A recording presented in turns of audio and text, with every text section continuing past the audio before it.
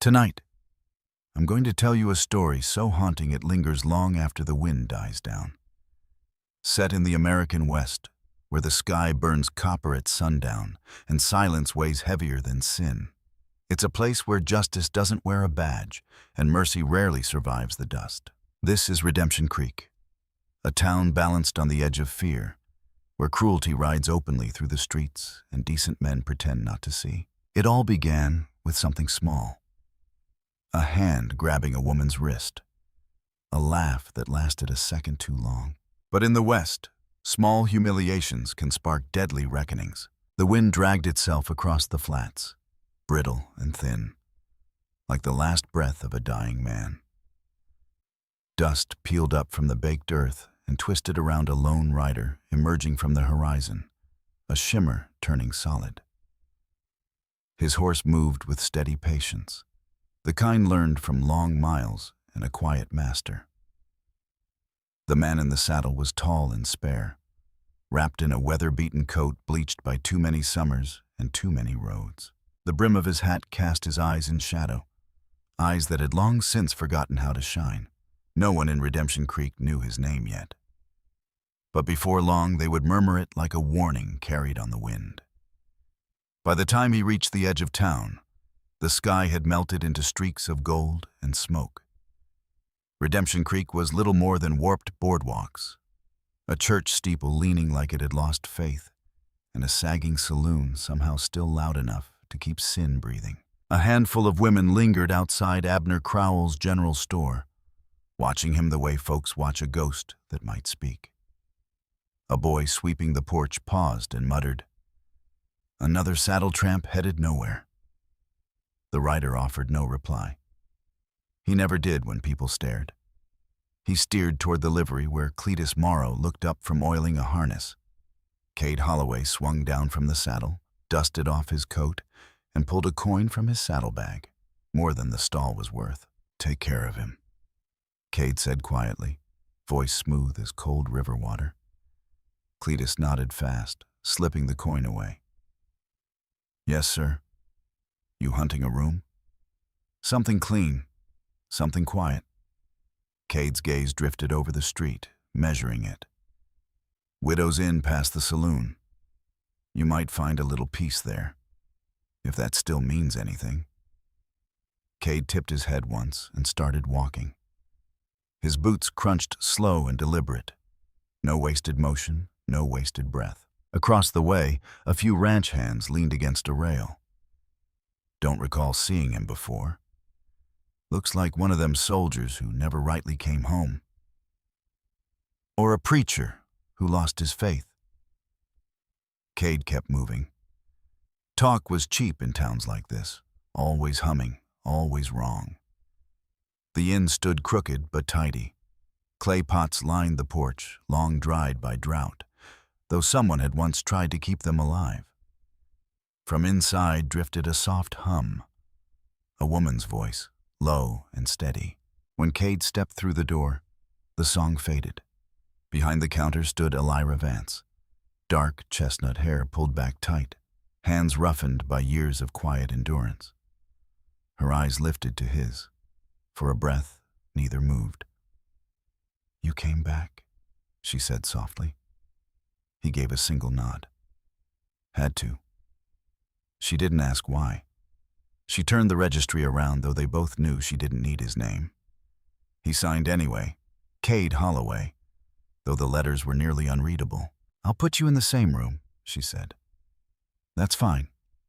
His gaze slid toward the empty tables near the window. "Town looks the same. It's worse." Her voice tightened. "Men wearing red scarves been riding through. Call themselves the Iron Carrion. Sheriff Boyd Ralston tips his hat and hides in his office." A faint muscle flickered near Cade's temple. "They left you alone?" "As much as they leave anyone alone." He studied her a moment. "Good." Laughter burst outside, raw, ugly, soaked in whiskey. Elira flinched toward the window. Half a dozen riders stormed into town, red scarves snapping at their throats, dust trailing behind them like smoke out of hell. The Iron Carrion had arrived. Cade's eyes narrowed as Garen Slate swung down near the saloon. Broad shoulders, a scar slicing from ear to chin. He wore a grin that set dogs to barking. His men followed, loud and cruel, boots hammering the planks as they shoved into the saloon. Cade watched a heartbeat longer, then turned back to Elira. "Lock the doors tonight." "You're not staying?" He removed his hat and set it gently on the counter. "Just seeing what's changed." The saloon glowed with lantern light and bad intentions. Smoke clung thick as regret. Orlin Pike's piano cut off the second Cade stepped inside. Every head turned. Cade moved to the bar, ordered whiskey, and drank it slow. His coat shifted open just enough to show an empty holster. Deliberate, Garen Slate leaned nearby. "Don't believe I've seen you, stranger. What's a quiet man doing in a loud room? Passing through?" Slate smirked. "You talk like someone riding past graves." Cade didn't answer. He finished his drink. When Slate's men shifted away, one of them, Dax Holler, snake tattoo coiled along his neck, leaned in. "You deaf or just simple?" "Neither," Cade said evenly. "Just not interested." The room went still. Slate chuckled, raising his glass. "Polite fella, maybe you ain't worthless. Why don't you and that pretty innkeeper join us tonight? We appreciate company that keeps its mouth shut." Cade set the glass down with care. "You stay clear of her." Slate's grin widened. "She yours? Didn't figure you for keeping things?" Cade rose slowly. "You figured wrong." He left a coin on the bar and walked out. Laughter followed him, sharp and mean. Outside, the street lay hushed except for the creak of swinging doors and insects buzzing under lantern glow. Cade stood a long moment staring toward the inn. Stars hung pale above, scattered like spent shells. A coyote cried somewhere beyond town. Elira waited on the porch when he returned. She read his silence. "Let it go," she whispered. "Men like them only get worse when challenged." "I ain't challenging," Cade said quietly. "Not yet." "Sir." He stepped inside, but a rough voice drifted down the street. "Well now, what's this?" Garen Slate swaggered closer with two of his men. "Didn't take long to find your little dove." Cade turned slow as sunrise. "Go home, Garen." Slate grabbed Elira's wrist. "Mind your tone, friend." Cade's face didn't change. His eyes dropped to Slate's hand gripping her skin. Then, without a word, he stepped off the porch and walked into shadow. The men laughed. Elira jerked free, breath shaking. "Tell your quiet man to learn manners," Slate called. "Tomorrow we might not be so generous." They rode off, hooting, dust swallowing their noise. Inside, Elira stood by the window, wrist reddened. Cade sat by the fire, staring into flame. "You did nothing?" she whispered, voice breaking. He said nothing for a long while. Then, barely above a breath, "Not tonight." Night settled heavy and unforgiving. Wind wailed down from the canyons like something old and hungry. Lamps flickered low along Redemption Creek, dust swirling in their dim halos. Laughter spilled out of the saloon, thick and ugly, slurred by rot-gut whiskey and mean spirits. The Iron Carrion had come riding again, and Garen Slate led the pack. A red scarf hung loose at his throat, hat tilted crooked, boots caked in mud and swagger. They strode through Redemption Creek like they owned every grain of dust beneath their heels. Behind him, his men staggered and hollered, swinging bottles, their horses skittish and wide-eyed. No one dared hold their stare. Not Abner Crowell as he barred his shop door. Not Liza Penrose sweeping her porch with shaking hands. This town had learned long ago that silence kept you breathing longer than courage ever would. Inside the inn, Elira Vance sat by the hearth, trying to steady her fingers while she mended a torn sleeve. Cade Holloway sat nearby, still as carved stone. His knife slid back and forth across a wet stone, the slow scrape of steel whispering through the room. Now and then sparks winked in the firelight, brief, dying stars. "They're back," Elira whispered. "I know," Cade answered without looking up. "You can't just sit there. They'll do what men like that always do." His voice was soft as cold ash. "And then folks will remember what men like me do." Before she could speak again, hooves pounded outside. Shouts followed. Breaking glass. A scream cut short. Then a woman's brittle laugh, forced and hollow. The gang had reached the square. Elira's breath snagged. She moved to the window. Outside, Garin Slate and his men had cornered two townsfolk near the well.